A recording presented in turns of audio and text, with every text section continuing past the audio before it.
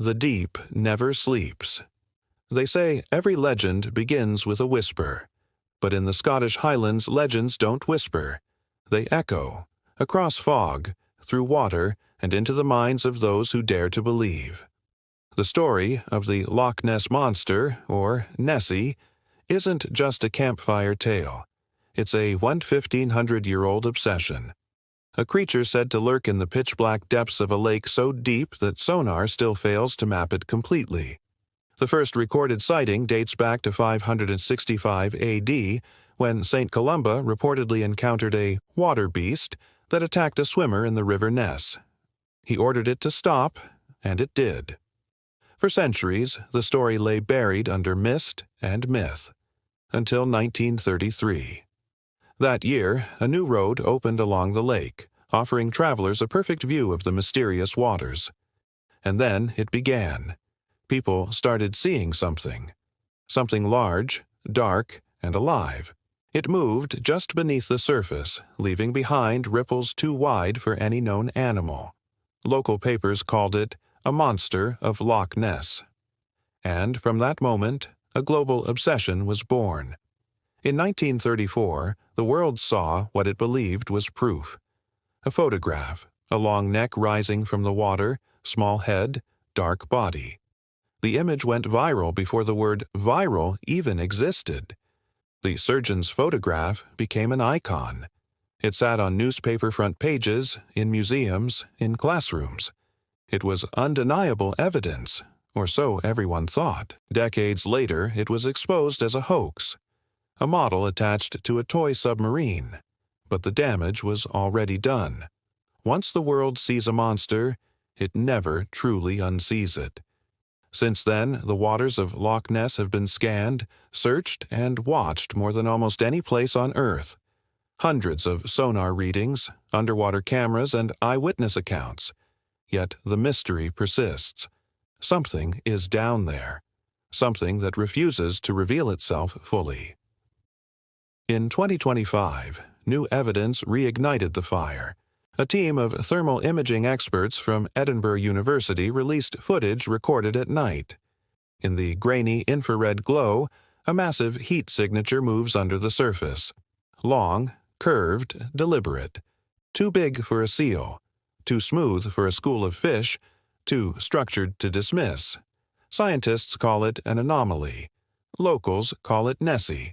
But those who've stood on the shore at 3 a.m., hearing the faint churn of the dark water, say it feels less like an animal, and more like something ancient. A fisherman named Grant Wallace, who has lived near Loch Ness his whole life, described it best. He said, "When the lake is still, you can almost hear it breathing. You don't see Nessie, you sense her, like she's waiting beneath you." There's something about Loch Ness that defies logic. The lake stretches 23 miles long, 1 mile wide, and plunges nearly 800 feet deep. Its dark, peat-stained water absorbs almost all light, meaning even modern cameras see almost nothing below a few meters. It's a perfect hiding place. And that's what makes Nessie's story terrifying. Not that she's a monster, but that she could exist right under our eyes, in a world we still don't fully understand. Because if something has survived here for centuries, hidden from radar, what else might be waiting in the deep? The hunt beneath the waves. The year was 1933. Scotland was recovering from a long, hard winter. The waters of Loch Ness, cold and dark as always, lay still under a blanket of fog. But that spring, something strange began. Reports started pouring in. Fishermen, tourists, and even police officers claimed they saw something moving. Something enormous beneath the surface. It began with a couple driving along the newly constructed road that curved along the loch. They stopped their car, stunned. Out in the middle of the water, a creature the size of a bus rose, rolled, and vanished again, leaving only a massive ripple that crashed against the stones. The local newspaper, the Inverness Courier, printed their story under one simple headline: "Strange Spectacle on Loch Ness." That single headline would ignite one of the greatest hunts in modern history. By summer, the loch became a magnet for the curious. Reporters, photographers, and scientists arrived with binoculars and cameras. Local hotels were booked out. Boatmen made small fortunes ferrying visitors across the misty waters. Everyone was chasing the same thing, a glimpse of what they now called the monster of Loch Ness. Then came the first photograph, April 21, 1934. A London surgeon named Robert Kenneth Wilson snapped a picture that would become one of the most famous images in the world. In it, a long neck and small head rise gracefully from the water. The photo was printed in newspapers across Britain and beyond. Suddenly, Nessie wasn't just a Scottish rumor, it was an international sensation. But as scientists debated and skeptics doubted, others began to see the creature for themselves. A group of workmen claimed it surfaced near their boat, its skin black and glistening like wet rubber. A local farmer said he saw it crossing the road in the fog one morning. Each story added fuel to the legend, and each witness swore they weren't lying.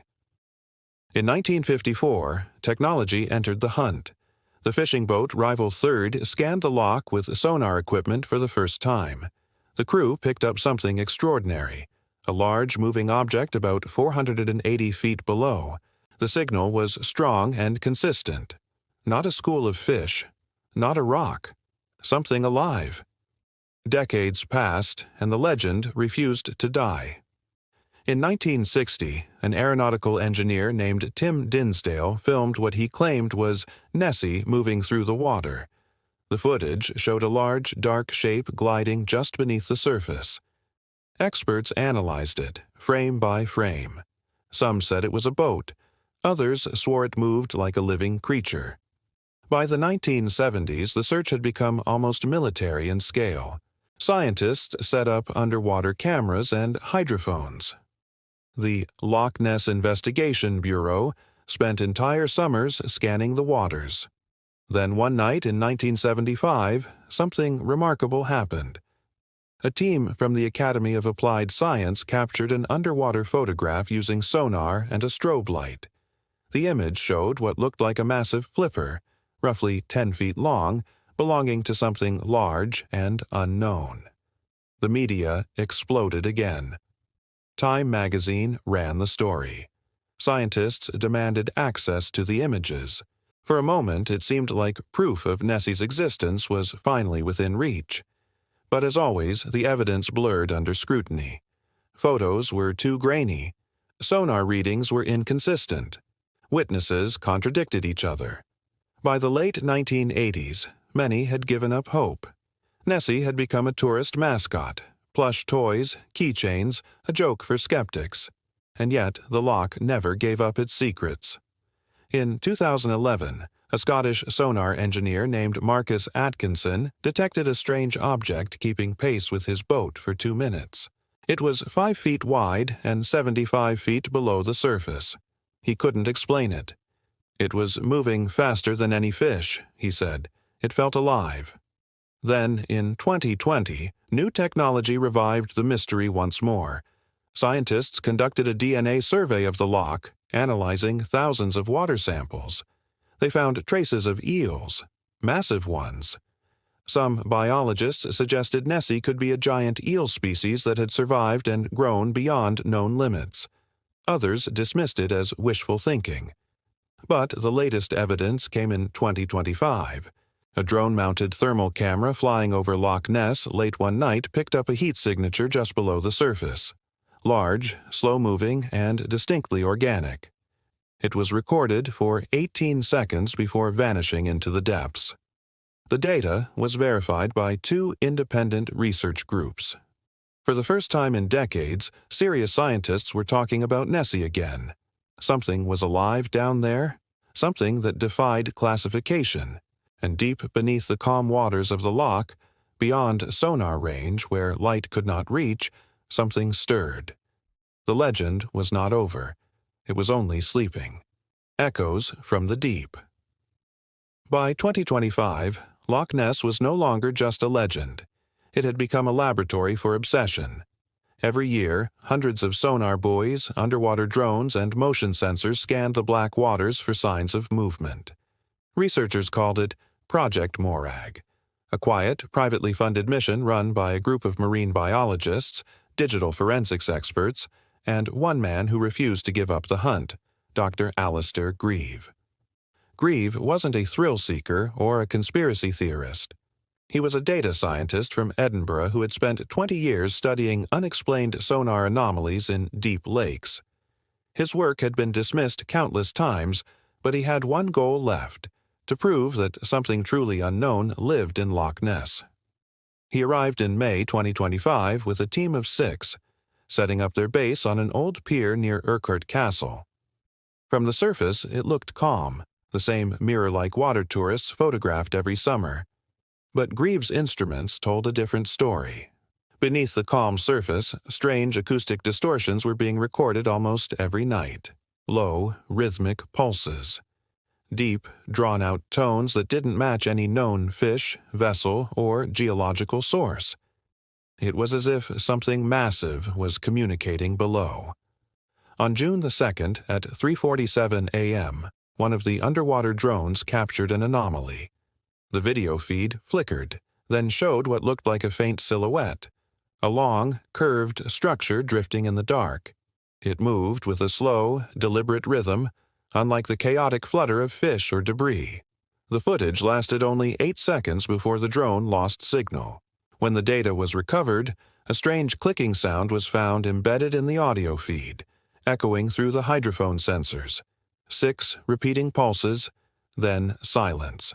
The team called it the pattern. Over the next 2 weeks, the same pattern appeared again and again. Always at night, always from the same depth, about 600 feet. On June 17th, Grieve made a decision. They would deploy Argus, the lab's largest deep-water drone, equipped with a new thermal scanner and sonar mapping system. The launch began at midnight. The team watched as the feed came through. Layers of silt, cold black water, and the ghostly outlines of underwater rock formations. Then, around 2:11 a.m., something appeared on sonar. A massive shape, moving. It was nearly 40 feet long. Argus followed, maintaining a steady distance. The cameras picked up the faint glimmer of movement, like a serpentine motion. The sonar image showed it turning, almost circling the drone. Then a new sound filled the control room speakers, a deep, resonant hum that grew louder by the second. The monitors began to flicker. The sonar feed distorted. Then silence. Argus was gone. The team tried to reconnect for over an hour. Nothing. Finally, the next afternoon, the drone's emergency beacon activated near the opposite shore. When they recovered it, the casing was cracked and coated in thick, slimy residue. The onboard data drive was damaged, but fragments were recoverable. One image survived. It showed a blurry, heat-based outline of a creature with a long neck, small head, and fins resembling a plesiosaur. The heat signature suggested warm-blooded circulation. When Grieve presented the image to a local marine institute, they dismissed it. Equipment malfunction, they said. Thermal distortion. But the residue on the drone didn't match any known biological sample from the region. Weeks later, Grieve noticed something else. Every night after the encounter, the pattern changed. The sonar pulses were no longer random. They seemed to respond to the research vessel's signals, almost like a call and answer. At first, the team thought it was feedback interference, but when they powered everything down, the sound continued, slow, deliberate, echoing across the loch like something ancient speaking from the deep. Locals began reporting strange vibrations at night. Fishermen said their boats shook as if something large was swimming beneath them. One diver claimed he saw lights moving underwater like glowing eyes in the dark. By late July, Dr. Grieve had become withdrawn, obsessed. He stopped sleeping, spending every night by the shore, listening to the sounds that pulsed through his equipment. Then, one morning, his team found his tent empty. His notes were scattered, his laptop still recording live sonar data. The last audio file contained a faint voice, his own, whispering, "It's not what we thought. It's older." After that, the pattern stopped. No more pulses, no more hums, only silence. 2 weeks later, a group of kayakers reported a massive ripple breaking the surface near Urquhart Castle. They filmed it on their phones, something dark moving beneath them, creating waves that rocked their boats. When the footage was analyzed, a deep sound, barely audible, could be heard at the very end. 6 pulses. The same pattern. Greaves' equipment remains locked away today in an archive under government control. No official statement was ever made about his disappearance, but every few months, when the fog thickens and the air grows still, the loch seems to whisper again. Hydrophones placed by amateur researchers have caught the same 6 low-frequency beats reverberating through the water. Always 6, always from the deep. By late August 2025, Loch Ness had grown eerily quiet. The tourist boats still came. Cameras still flashed along the shoreline. But for those who lived nearby, something felt wrong. The water behaved differently. Fishermen reported strange currents that pulled against the wind. Birds no longer circled the loch the way they once did. Even the air felt heavy, as if charged with static. For weeks after Dr. Alistair Grieve vanished, Project Morag's base remained abandoned. But his disappearance had sparked global attention. Universities, private labs, and media teams rushed to the highlands to uncover what had really happened. The government issued brief statements about equipment loss and ongoing investigation, but locals knew more than what was being said. The whispers started in small villages first. Lights under the water, deep rumbling sounds at night, and the phrase that began circulating among the locals, "The loch is breathing again." One night, a team from a London-based documentary crew arrived to film a follow-up piece about Grieve's last mission. Their footage would later be leaked online. At exactly 2:06 a.m., as their cameras rolled from a pier near the castle ruins, the water began to tremble. Not waves, not wind. Tremble. A deep vibration surged beneath the boards, and one of the sound engineers shouted that his meters were maxing out, frequencies too low for human hearing.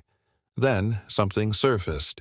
A single enormous shape rose slowly from the black water, about 40 yards away. No head, no neck. Just a massive, curved structure glistening under moonlight, like the back of something alive. Steam rose around it, the way heat meets cold air. The cameraman, frozen in place, kept rolling. The object lingered for less than 15 seconds before vanishing beneath the waves. But in that moment, their thermal camera caught it, a living, moving heat source roughly the size of a bus.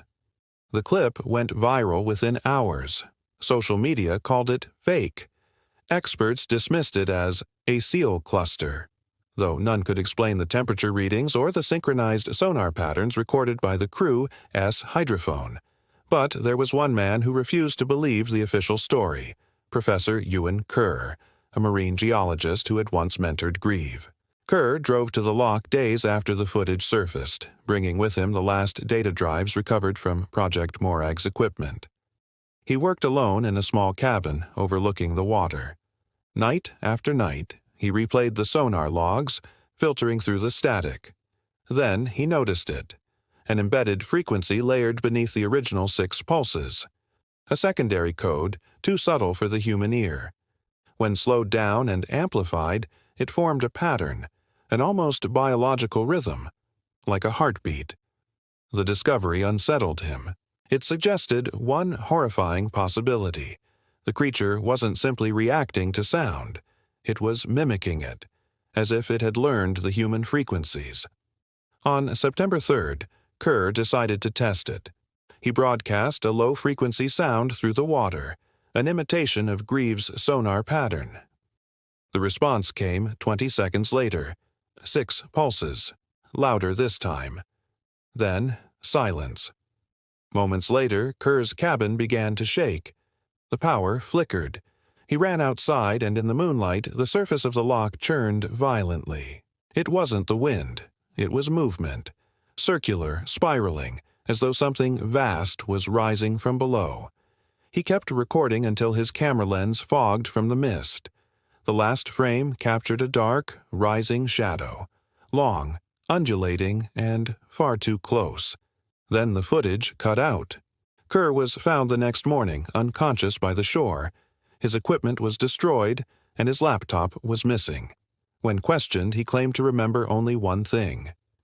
It was awake, and it knew me. That night, sensors placed by independent researchers around the loch registered the strongest sonar return ever recorded, an object estimated at over 50 feet in length moving rapidly beneath the southern basin. For the next 3 nights, the readings repeated at precise intervals, as though tracing a pattern around the loch's perimeter. Locals began hearing it again. The hum. A deep, rhythmic pulse that rolled through the valley like thunder beneath the water. Dogs barked uncontrollably. Flocks of birds lifted in the dark and disappeared toward the mountains. And then, just as suddenly as it began, it stopped. When dawn came, the water was still. The instruments were silent. But on the final log recovered from Kerr's hydrophone, one last anomaly appeared. 6 pulses, followed by something new. A distorted echo. Almost a voice. It wasn't human, but it wasn't random either. It sounded like one word. A single, drawn-out whisper that analysts later described as eerily close to a name. Grieve. After that, the loch went quiet again. No more sightings, no more sonar, no more hums. But the scientists who worked on Project Morag all received the same anonymous email a week later. No text, no sender, just an attached audio file, titled Echo @6.wave. When played, it contained the same pattern, the 6 deep pulses.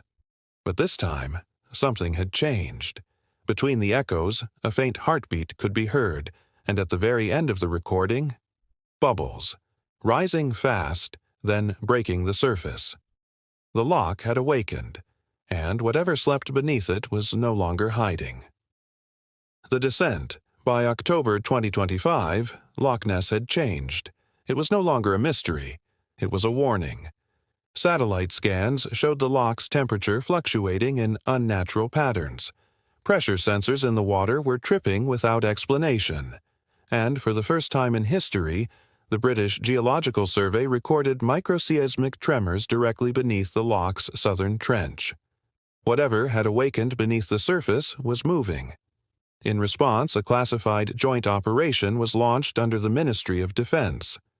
The project, codenamed Deep Hoven, aimed to map the trench system below Loch Ness using advanced submersible drones, models originally designed for Arctic exploration. Only 6 people knew the real mission: to locate Dr. Alistair Greaves' remains and recover whatever he found. Among the team was Dr. Isla Muir, a marine biologist from Glasgow. She had studied Greaves' work for years and believed his theories about acoustic intelligence in deep water organisms were not madness, but discovery. She had also listened to the leaked Echo 6 wave file hundreds of times, and every time she heard it. The faint heartbeat beneath the sonar. The operation began on October 14th. At 11:47 p.m., the first drone, Triton 3, descended through the murky depths. Its cameras showed a black, silent world. Silt floated like dust in space. The deeper it went, the stranger the readings became. Temperature dropped sharply, sound waves distorted. Then, nothing. Total radio silence. The second drone, Triton 4, was deployed with a tethered connection. Its sonar mapped a series of massive tunnels extending beneath the loch floor, unnatural in shape, like carved rock rather than geological formation. At 2:03 a.m., the feed crackled. A thermal signature appeared. Moving, slow, deliberate. Dr. Muir leaned forward, whispering to the operator to hold position. The drone's floodlights flicked on, cutting through the darkness. For a moment, there was only silt. Then something massive shifted just outside the light. A tail, or a fin, moved through the water with a grace that defied its size. The sonar registered its length. 55 feet. The hum began again, low, resonant, like the water itself was vibrating. "Triton, back up now," Muir said, but it was too late. The cameras blurred, static filled the monitors, and then, for less than 2 seconds, the image cleared, revealing an enormous eye, black and glistening, reflecting the drone's light. It blinked once, then the feed cut out completely. The tether line went slack.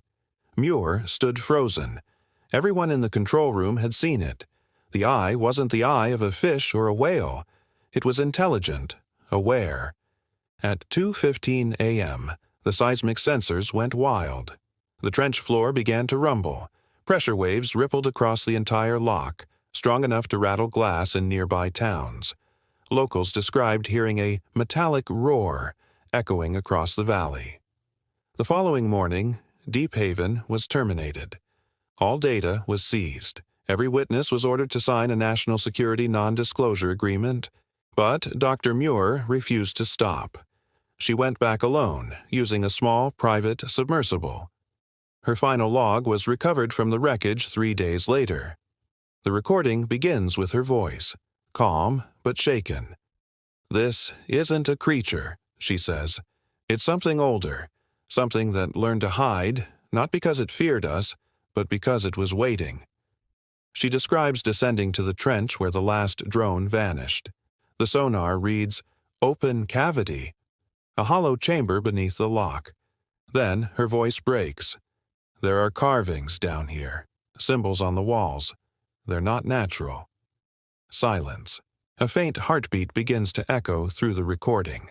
Then a low hum, deeper than before, the same 6 pulses. Her breathing quickens. "It's right below me," she whispers. "It's watching." The final seconds are chaos. The submersible shakes violently. Water pressure alarms blare. Metal groans. She screams, "It's rising!" Then static. The transmission ends. When rescue teams found the wreck, the sub was split open from below. The steel was bent outward, as if something massive had pushed through. No trace of Dr. Muir was ever found. A month later, the British government sealed Loch Ness. "Ecological hazard," the statement said. All research permits revoked. Satellite imagery of the area was restricted. Yet local residents began noticing something unsettling. Each night around 3 a.m., small tremors would ripple through the ground. The loch's surface would swell gently, as though breathing, and sometimes when the mist rolled in thick across the water, a faint rhythm could be heard beneath the stillness. 6 pulses, followed by the unmistakable sound of bubbles breaking the surface. Tourists say it's wind. Fishermen say it's machinery. But the few who live near the water's edge know better. They don't go outside at night anymore. They say the loch is no longer quiet. They say it's awake. And somewhere in the depths, something ancient is still moving.